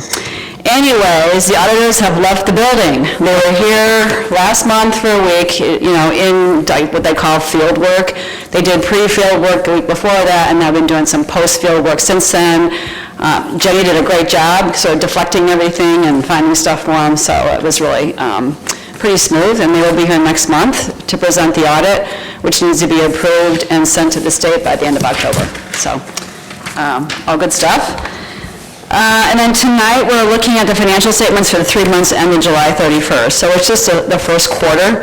So once again, it's been a little bit, sort of a quieter month from a financial standpoint in July, not everything else going on in the Village Hall, but those expenses will follow. So let's look at the flash report on page 2. And you'll see we have assets of $3,493,000, and we have current liabilities of $523,000. Our equity is $2,970,000. Total revenues for the 3 months, $1,209,000. Our expenses are $1,127,000, leaving a net revenue of $81,000. At this point last year, we showed a net loss of $598,000, and that's because we had unusual expenses, and that's why we pulled those out, and you can see the flash report down below. We had a lot of road work done earlier last year than this year. I mean, we pull all these items out, the unexpected or the unusual, the large items that really change from year to year. Our sort of net income from regular operations is $444,000 this year compared to $278,000 last year. So it's it's about $170,000 difference. Most of that has to do with engineering expense. As I mentioned, road work was done earlier last year, and there was a lot more of it. So that's like the biggest difference between the 2 years. There's always some things going back and forth, but that's like kind of one thing to point to. That we expected it, we're not concerned by it, and there's nothing this month to really point out in those unexpected or those large numbers for the difference. So that's pretty much it for the financial statements as is. We can go to page 12 and 13 for our budget to actual recap. And once again, we're just through a quarter of the year, but our revenues are 32% actual to budget. Real estate tax pulls it up a little bit every year. We've received about half of it so far, and we get another half of it next month. So we get that pretty early in the year. So that adjusts your revenue to percentage a little bit higher than actual, than budget, I'm sorry. And on page 13, our expenditures are about 29% actual to budget. So, we're pretty, overall, we're trending right on budget. Nothing is sticking out to mention or to worry about at this point this year, at this point in the year. But any questions on that before I move on? Okay, page 14, we do this quarterly. It's just our recap of what we're doing with in our road maintenance fund. This is the non-MFT. You can see we've spent $39, almost $40,000 just in our 3 monthly. We have our $13,321 installment each month we do pay to Cuba Township. That's our regular road maintenance. We've also paid to Cuba Township to date $19,700 and little stuff, tree trimming, culverts, ditch work, and it's all described there on page 14. The biggest thing we spent so far is the roads resurfacing. The first pay request at Gasky was $345,000, and that was actually paid almost the beginning of the fiscal year. That's actually, we're pretty close to that. That'll be, we have one more payment that came in August. Anyways, that'll be pretty well paid off relatively soon. And then lastly, Lake County Treasurer, traffic schedule maintenance, that's just $200 there. So that's just quarterly. We do this just for informational purposes. It doesn't really, it ties to the financial statements, but it's just there for your information. Okay, turning to page 15, my 15, I'm going to show you a page number, sorry. Motor fuel tax fund, you'll see we have current assets about $481,000. Once again, no plans to spend any funds from that fund this year. We're saving that until next year. What work will come out of that fund in fiscal year '25. Okay, and then page 20. Once again, there's not a lot of activity to point out, but we do have about $1,700,000 in net current assets in that fund. Nothing to highlight this month. Like I said, there's really, nothing, to point out of any significance this month, just things are going as expected. So that's all I have until I go through the warrants. If that's, I'm happy to answer any questions, though. Any questions? Are there questions for the treasurer? Okay, warrant A, just a few things to mention. You'll see 2 invoices for Clark Environmental Mosquito Management for $4,800 each. That was mosquito spraying. There was 2 sprays this year. The budget is $10,000. We don't do that every year. That's sort of an as-needed basis, and I know Budget Administrator Peterson had a lot of calls on that and carried forward on that. And then corrective asphalt for $73,075.36. That's the 2024 Reclamite application. The original estimate in the budget was actually $81,000, almost $82,000, so it did come under budget. It looked like they misestimated the number of square miles. So the price per square miles are the same, it's just the square miles that they applied it to was a little bit less than they budgeted, estimated, I should say. And then lastly, TRIA Architecture for $4,290, and that's a schematic design for the new staff break room. That was well planned and done well before this all happened. This is not as a result of the bathroom issue here, but that was budgeted and it was discussed with the board, and actually last year, I believe. Okay, there is an open space bond payment coming up in October for $262,011.25. That's a principal and interest. And that is twice a year we make that payment. And then we'll go to warrant B. So Crystal View window cleaning for $1,145, and that's a 50% deposit for gazebo lighting. It'll be up there for the barn stump, and then again back up in Christmas time lighting. Xylem Water Solutions, $19,863.21, and that is to replace pump 1 at the lift station. That was approved just last month at the August board meeting. The budget had been for $35,000, so they came in well under budget.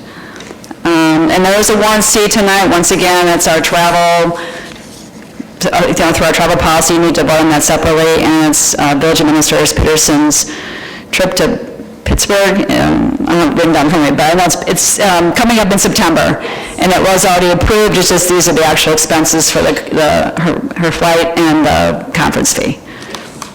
Nothing unusual there, though, just had to be voted on separately. And that is all I have.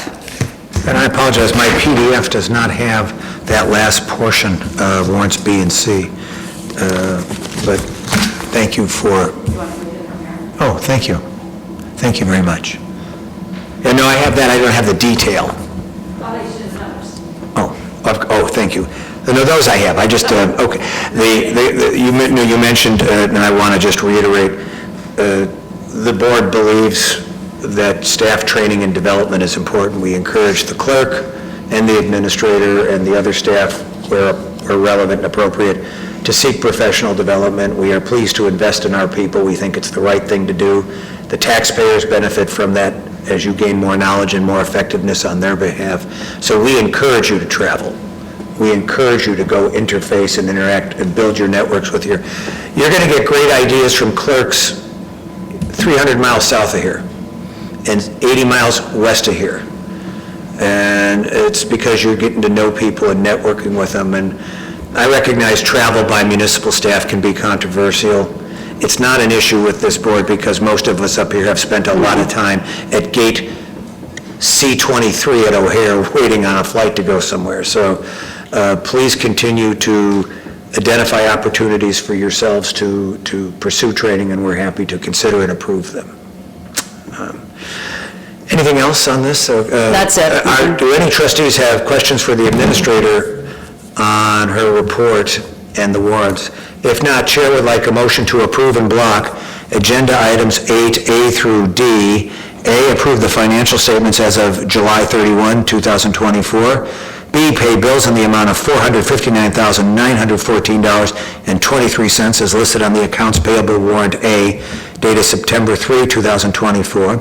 C, pay bills in the amount of $154,391.28 as listed on the accounts payable warrant B, dated September 3, 2024. And D, pay bills in the amount of $1,006.95 as listed on the accounts payable warrant C, dated September 3, 2024. May I have a motion in block? So moved. By Trustee Schalmoser. May I please have a second? Second. By Trustee Perkins. Thank you both. Clerk will please call the roll. Trustee Burke? Yes. Trustee Perkins? Yes. Trustee Schaller? Yes. Trustee Schalmoser? Yes. Trustee Van Ryn? Yes. President Richardson? Yes, thank you. I just wanted to add something really quick, and it's unrelated course to you my may. report. Last month, I spoke at my own village hall in opposition to something at the ZBA and at the Board of Trustees. And they had a stopwatch. They stopped us when we got to your point. And they were very respectful, and I will say a couple of trustees emailed me to thank me for coming. But I think the way you handle your guests here is just absolutely wonderful. Thank you. Because it is important for the public to feel welcome to come in and to talk and to not be have information hidden or shunted or whatever way. So I've always been very impressed with how this board operates. Thank you. Just That's wanted to very, say very that. kind of you, and that certainly is the intention of the board. Thank you. God bless you. Okay, agenda item 9 is the administrator's report. Ms. Peterson. Thank you, President Richardson. I have two brief items. This past Friday, as all of you are aware, we had some plumbing issues at Village Hall. Originally, we had thought that we would need a new sewer system for the building. However, this morning, I did speak with Darren Monaco from Gaywald Hamilton about the issue. He reached out to the plumbers, and as it turns out, they are recommending that we have it serviced once a year, which would include rotting it out and cleaning and descaling it. The regular cleaning and maintenance of the system should extend the life of it. When asked about actually replacing the entire system, we were advised that this is only typically done when you build or remodel the Village Hall, because they'd be cutting into the floors and putting in all new piping. So on a positive note, hopefully we won't need anything new for several years. And my second item is, last month at the Village Board meeting, the Village Board approved a contract with MGT Impact Solutions for our classification and compensation study, and I have a kickoff meeting scheduled with them for Tuesday, September 17th. That's all I have this evening. Okay, well, it's not all I have for you, because I want to recognize publicly your remarkable performance in managing the disaster of last Friday while the plumbing failed and the building was filling up with water. And I think it's notable for the board, she stayed to 10 o'clock. And this place is creepy late at night when it's dark and it's all alone. And thankfully, her partner came up and kept her company towards the end, but she stayed in post. Sorry, General Hayes is not here to hear that expression because it comes from the military, but she remained in post under heavy fire. And your commitment was deeply appreciated, and we're going to find some way to express that gratitude to you. Thank you. You're welcome. Agenda item 10 is the clerk's report. Ms. Harrington. Going to echo what you said, Sharon's been great, such a great leader during all of the events that have been happening recently, so publicly just want to say thank you for that and on behalf of the whole staff. So, early voting is going to be starting. We've been getting a lot of questions, so that'll be October 21st through November 2nd. And we are a voting site here at Village Hall, so all of that is coordinated by Lake County, so just want to make a reminder of that. Remind me of those dates again for early voting. Sure, October 21st. Wait a minute, I'm putting it in here, because I don't want to get it wrong, because voting is very important. October 21st? Through November 2nd. Great, thank you. Sure. Excuse me, do you have time? What's your? So, going off of my memory from my list from today, because I didn't write it down, my apologies. Monday through Friday, 7 a.m., I believe, until 5 p.m., I believe. And then Saturdays, I think 8 to 2, Sundays closed. I do have notices on the front door at Village Hall, so in case it's after hours, people can come up and look at it. I also have copies I can give to you guys if you'd like before you leave today. Marvelous.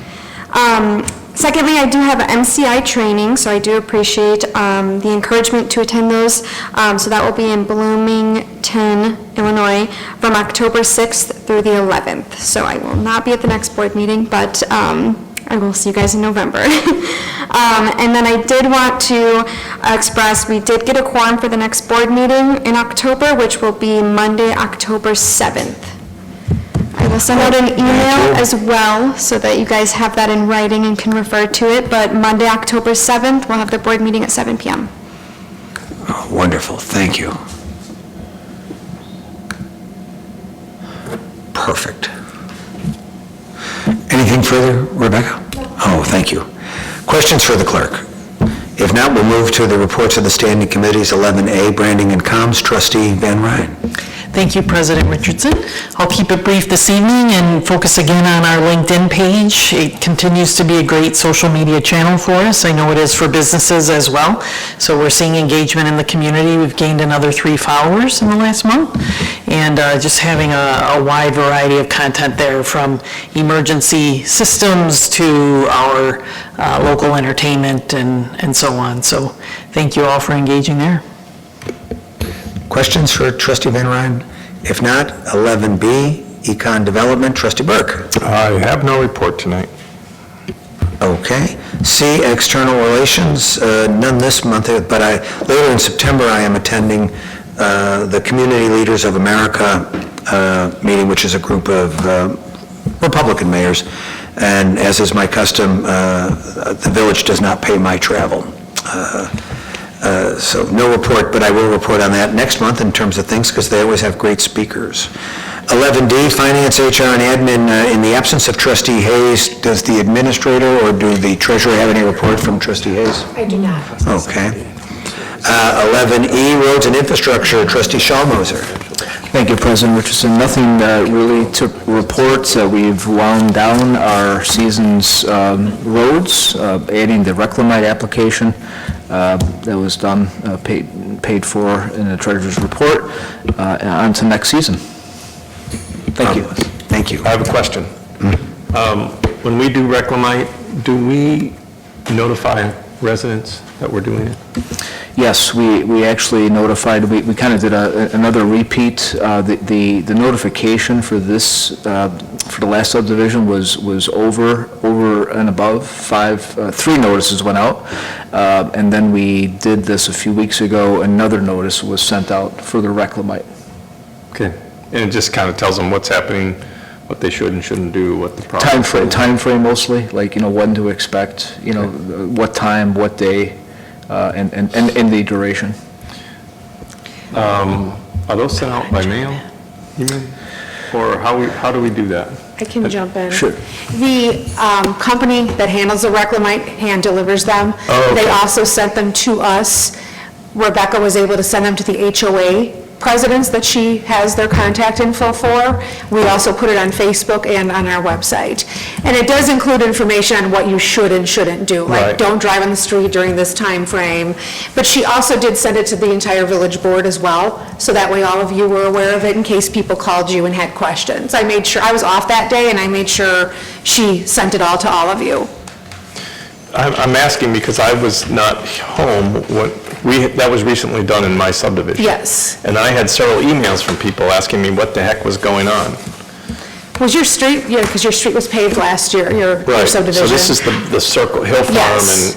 and, not our Yes. courts, because our Yeah. courts were done first. and Yeah, then- notification should have gone to everybody. If they didn't, I apologize. But I don't know. didn't get one. I mean, I'm HOA president, so I don't, in other words, I don't recall getting any Okay. notification. That's why I'm asking. I can't remember the gentleman who I sent it to. His name is at the tip of my tongue. I can let you know. Okay. He said he sent notification that way, but I can certainly look back and... If you would double check Yeah. that, because I'm a little curious or confused about that, because people were asking, and then the other question was, bless you. And I don't know if this is in the correspondence or not, but the other question was, a couple of people were concerned that our roads used to be so beautiful, and then we put this stuff on them, and now they're ugly and orange. And the striping turns orange, and they were like, is that permanent or temporary? So, just whatever, an FYI. It just caught me off guard because I came home to it. It's temporary, and it makes them last longer. I know, so either people aren't reading their stuff or they're not getting it. I don't know what it is.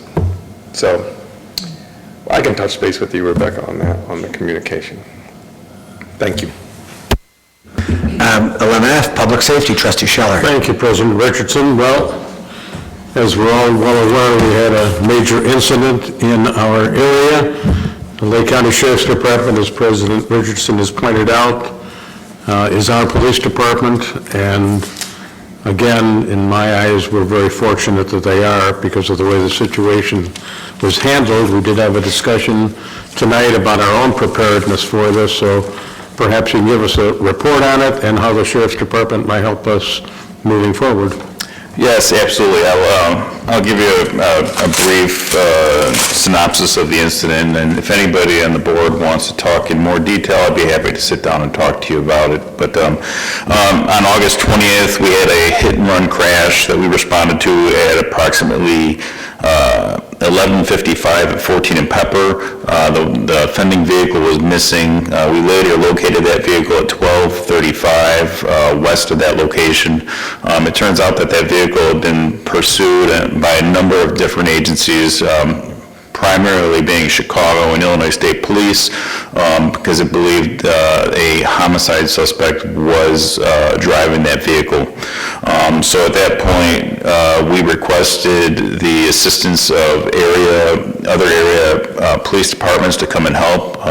We believe that the occupants of the vehicle were now on foot and in the area, so we quickly created a perimeter in the area, and as all of you know, as you attempted to get around the area on that date, it became pretty hard because actually we shut down Route 14, as you know. We were on Kelsey Road, we were on 22, and went all the way down to Harbor. So we had requested help from area agencies, state police.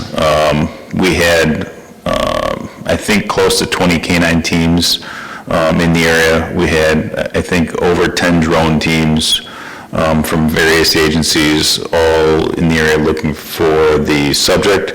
At 2:35 p.m., we did locate the female that was in that vehicle from the hit and run, a woman out of Cary, and at that point we did locate a firearm in the Speedway gas station, believed to have been used in the homicide in Chicago. We continued our search. We were making a push with our canines in the area, and it was around 6:10 p.m., one of the local businessmen on Industrial reported seeing a subject that matched the description of our offender that we were searching for. Many units converged on the area, and he was spotted running into a business on Pepper Road, an auto shop, where he barricaded himself. We already had our tactical response team on scene. They quickly took over the operation, moved in. The suspect requested a negotiator. We already had our negotiator on scene. An additional negotiator was also en route. And after some time, the entire incident was, he came out peacefully. There was no force used, and he was taken into custody and later transported to Waukegan. And we had some local charges, and I know Chicago eventually was going to take over that investigation. So, as I said in previous meetings, and this is just kind of proof of it, like when you partner with Lake County Sheriff's Office, you really do get more than one officer, 24/7 patrolling the streets. Like I said, when he barricaded himself, our TAC team was already in place and moving in their heavy machinery, and negotiator was right there on scene as well. We have a number of canine teams, they were all deployed. We have a number of drone teams, they were all deployed. And obviously in incidents such as this, it's very common to request the assistance of outside agencies. You may have noticed ISP, or Illinois State Police, also had a fixed wing aircraft for some time doing circles above the area trying to search for the suspects. So a lot of resources were deployed, and it was really great outcome to peacefully grab the suspect without anybody being injured. So that's kind of the synopsis of the operation. If anybody has any questions, I certainly can address them. I know communication, it seems like in every incident, everybody wants communication. I know our public information officer communicated to you guys pretty early on. We didn't know exactly what we had initially, but once that information came out, I learned that he did contact, Deputy Chief Govelli did contact you, and I know you guys were working on putting out the information via Reverse 911. We also put a lot of information out on Facebook. Eventually there was a press conference held right near the Speedway. So the information was moving out, but I know I was talking with Trustee Schaller and Administrator Peterson. I know there's possibly in the future we might want to have a sit-down conversation, and there's always room to improve communications. I think it comes out of pretty much every scenario we're involved in, because somebody's like, well, I didn't know right away, but so we'd be happy to. I'd be happy to sit down. I could bring my deputy chief and public information and. Pardon my interruption, Lieutenant, but I asked Trustee Burke to take a cross-functional review of our performance so that we could look at after-action improvements, and so he's done considerable work. So I would urge you and he to get together, and he will bring in other trustees. And I have to say this because council is always sitting here reminding me, in an Open Meetings Act compliant manner. Did you get that, Ally? Open Meetings Act compliant manner. Because Andy did do some serious homework on this. Okay. And everybody up here leads a function in the village that can contribute to a better preparedness. So your offer is kindly accepted and will be acted upon. Sounds great. Just to clarify, obviously Trustee Schaller is really your liaison with the Sheriff's Department. We did a cross-functional, so there's a piece of it that he'll be working with you on as it relates to our relationship with you, but a lot of the other stuff was internal. Our initial analysis was we actually thought all your actions and communications were very spot on. Where we have opportunity internally is what are we doing with that information? Right. How are we managing it, and how are we parsing it out? One of the things that we did do, just, you may know this, but we sent a letter out to all our residents and business owners immediately after, because we realized the 911 reverse thing was only as good as the poor database that was outdated. So in that letter, we also really made a point of distinction that people said, why were we hearing from everybody but the village of Lake Barrington, like the Lake County Sheriff? We're trying to get residents to understand you are our police force. So when they heard from you, they heard from us. But they were looking for us to have separate communications that we have to sort out, that really Lake County communicating is communicating on our behalf, because you're going to have the information first. All we can do is take the information that you give us and redisseminate it, which only loses and wastes time. Right. So we pointed people to your website and to your app and said, if you want to be kept up to date, you really should be signing up for these things and not waiting for us to be told something so we can turn around and do a reverse 911 call that was only 22% successful because all the other numbers were outdated.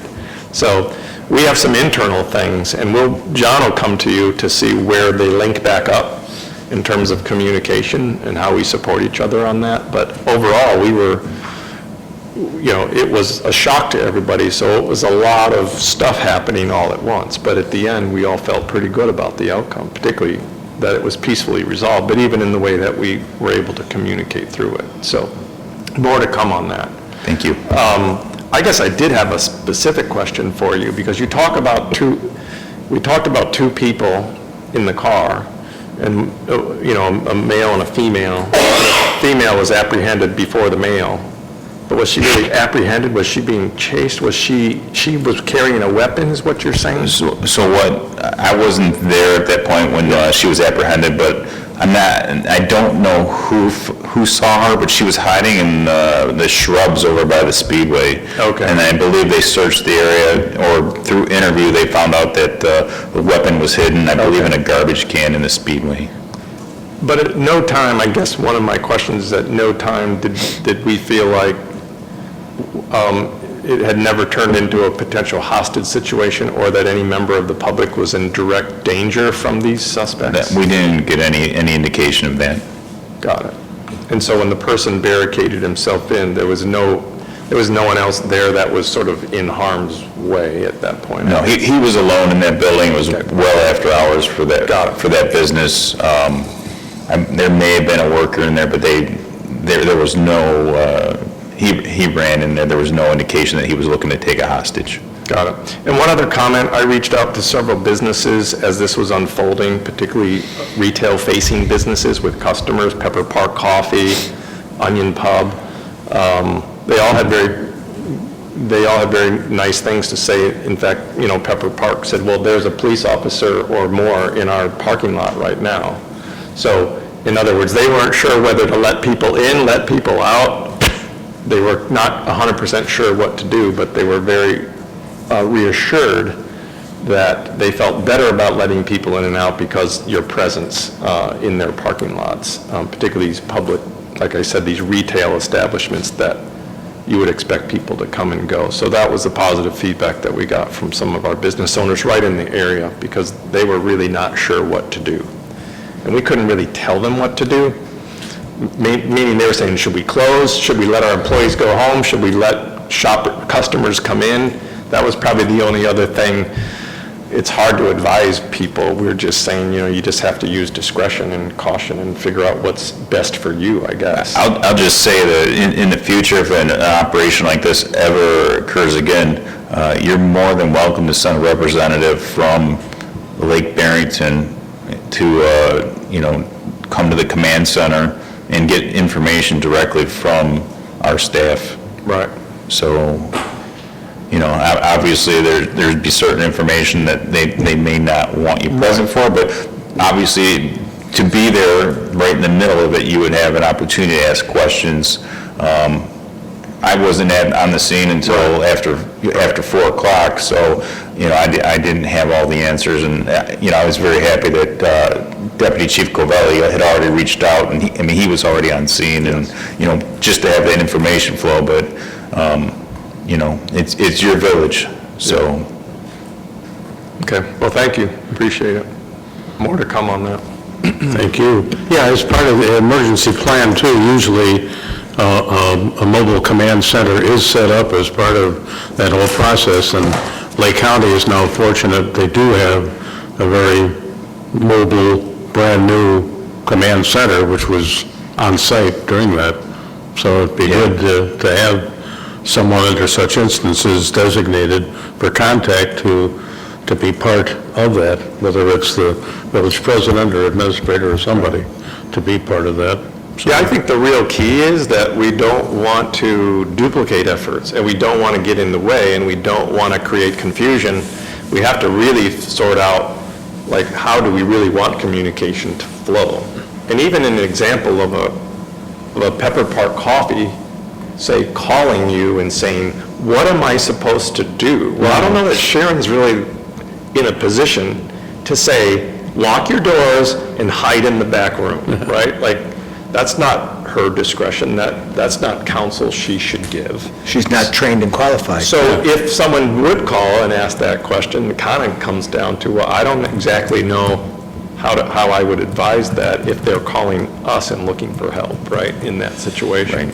I'd say, whether, they can contact the police officer that's on site themselves to get direction from that person and say, well, maybe you want to check with the officers that are right there and ask their counsel because they have better information than we would. So some of this is kind of deciding what's the right level of communication to actually come from this village in a reverse 911 call or on a Facebook page. Like, at best, we're going to repost your posts, so it's already old news. And the 911 reverse call, we're going to just put something together that consolidates the communication that we've gotten. So you guys are always going to be the most accurate and timely information. I would say yes. And we're not really positioning ourselves as the first on the scene to provide you with up-to-the-minute updates on what's happening. That's not our role as the village. We're not even prepared to do that or equipped to do that. It was definitely an unusual circumstance in Lake Barrington. I think a lot of people were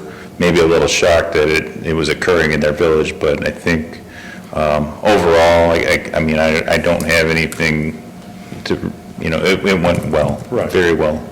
Agreed. Yeah. And it could have, you figure logically that individual with a gun could have hijacked the car and continued it well beyond. So number one, we had the resources, you had the resources to handle the situation. Fortunately, the person that was involved in it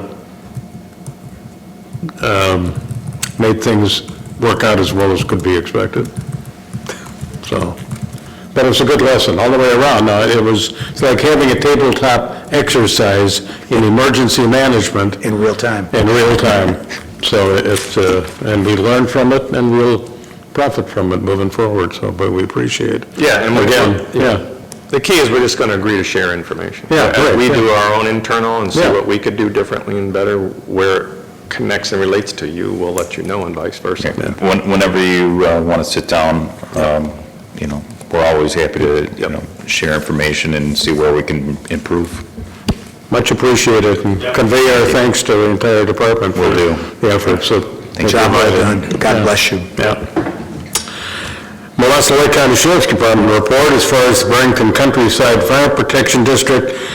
Both Wakanda and Barrington now is doing what they call an MIH.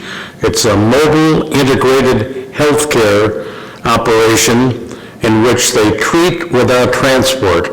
In other words, there are a couple of individuals that are assigned that have some traumatic problems that the department reaches out to and actually treats them at their location rather than have to respond and transport them. But it's interesting, if somebody asks you what MIH is, it's called Mobile Integrated Healthcare. And I've invited Barrington Countryside to be part of the barn stomp, so they will hopefully have their equipment. I think our one Axel, I believe, is due to be there as well, so we appreciate everything. And basically, that's my report. That was enough. Thank you. Thank you. 11G, Open Space and Special Events, Trustee Perkins. Thank you so much, President Richardson. Just a couple of quick things, because I've beat this into the ground, I think, for the last few months. Actually, Mr. D he was rained out last month, so he's going to be there this month, actually this Thursday, 6:30. It looks like it's going to be beautiful weather. So come on out to Friar Farm, 6:30 to 8:30, and listen to the music of a Mark DeMonico and the Northern Revival. And then also, October 5th, the Barn Stomp and Brews, 4 o'clock to 8 o'clock. We're really looking forward to that. I think we're doing pretty good we've got all the volunteers we need for the actual event. We would take, whoever would like to come and help that morning. Thank you, Peter. 10 o'clock that morning. You can reach out to Sharon or, hey, you can just show up. If you wake up that morning and you think, hey, I have nothing to do on a Saturday morning, come on over. So we'll look forward to seeing everyone at the Barn Stomp. Okay, thank you, that's all. Terrific. I failed to report under mine. I did attend as I began to get back to work. Good Shepherd hosted a Caring Communities Forum about a week ago, and it was a fabulous event. It featured, the audience included local governments and charities and nonprofits, and they go over a variety of initiatives and capabilities that they provide to their primary service region, which is not only the Barrington area, but it reaches out much farther west towards McHenry and Johnsburg, and then farther east towards Libertyville with their hospitals in various locations. Fabulous speakers from Good Shepherd, and one of the things that's terribly discouraging is the public health, the two biggest public health problems facing the region, and they continue to be number one and number two, and they have for some time, is mental health challenges and obesity. And the numbers are especially daunting when you look at it by age, and the suicide rates and the depression amongst young people is terribly alarming. And I'm going to be this way for a while, you guys. If I needed any reminder that life is short and life is precious, I just had it delivered to my front door. And for young people to be so discouraged as to think it's just terrible. And if there's any young person who would ever watch this and say, gee, I'm thinking about this, please call, get somebody who can help you. Reach out. There are resources of people who know how to help with that, because it is terribly important. The second thing is a personal note. I want to thank our videographer, Allie Cruz. Lynn and I had this consulting practice, and I ran revenue and she ran expense. And it's worked very well, especially since now I'm trying to do that job too, and I realized, boy, did I not have that DNA. And she hired a contractor to do landscape maintenance around our home, and I didn't know about it, and I didn't know the arrangement. And there's no funny joke coming here, Peggy. I know you're waiting for the shoe to drop, but my Spanish wasn't good enough to converse with him about the details of the work that my wife had contracted for and what the fees were. I didn't doubt his integrity because I had seen him around the house for the last 3 or 4 years, and he and a partner were there all the time. I just didn't know what the arrangement was. And he spoke very little English, and my Spanish was faltering, wasn't helping. And I called Allie, and she translated in real time for me. And he walked out a happy guy, and I left being a happy guy. And I want to thank you. You had no obligation to do it. You were just being kind, as is your way. And it was extremely important, and I kept saying, Allie, tell him I'm not questioning his honesty, it's just that my wife has passed away and I don't know what arrangements she's made. And then you could see the body language as he relaxed, that I wasn't trying to chisel on the money. I just wanted to know what I was supposed to pay. And so I want to thank you for your courtesy. Okay, agenda item 13 or 12 tonight. I just want to echo one thing. You were just talking about the young people. And periodically, my wife and I Zoom her relatives in Sweden, and we did that for 2 hours this afternoon. And they have 2 young people that are in college now, and one is with the local government in Nybro, Sweden, and she just echoed what you just said.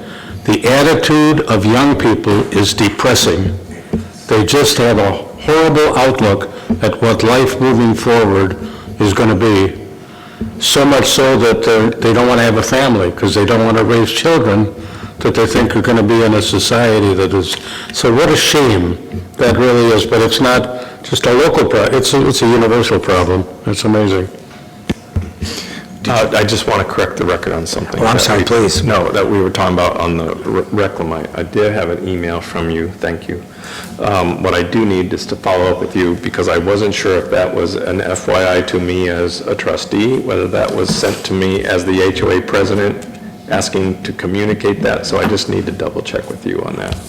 Because I think it just escaped me. I hadn't even read it. That was August 9th, so that's my mistake, but I'll follow up with you on that.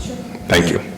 And I'm going to have to find new material, right? Because my married life jokes are going to have to now be applied to my daughter and the children of other friends who have gotten married. But this is a true story, and it goes about the young people. When I was in college, a bunch of my buddies and I decided we wanted to go to Florida for spring break, as college students often seek to do. I did that. The problem is none of us had two nickels to rub together. And so we all decided to go home the same weekend to our respective parents to see if we could get the money. So I decided to use strategy. And my father had three boyhood best friends who I called Uncle My Own Life. Uncle Ed, Uncle Gene, and Uncle Sherwood. And I thought I'd use strategy, and I said, Dad, do you remember the first time you and Uncle Ed and Uncle Gene and Uncle Sherwood went someplace on your own and proved to your parents that you could be responsible? And he said, yes. And I said, and didn't that prove to you that you could really be a serious adult? Yes. And do great things? Yes. I said, where'd you go? And he said, World War II. And so I stayed home that spring break because I didn't get any money.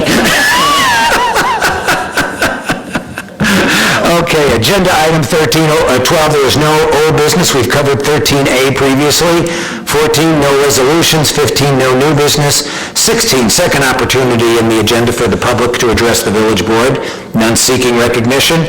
No need for closed session. No other business under agenda item 18. So we are at the best agenda item that people love, adjournment. May I have a motion to adjourn? By Trustee Van Ryan, may I have a second? Second, everybody. Okay, Trustee Burke, thank you. All those in favor? Opposed? We are adjourned.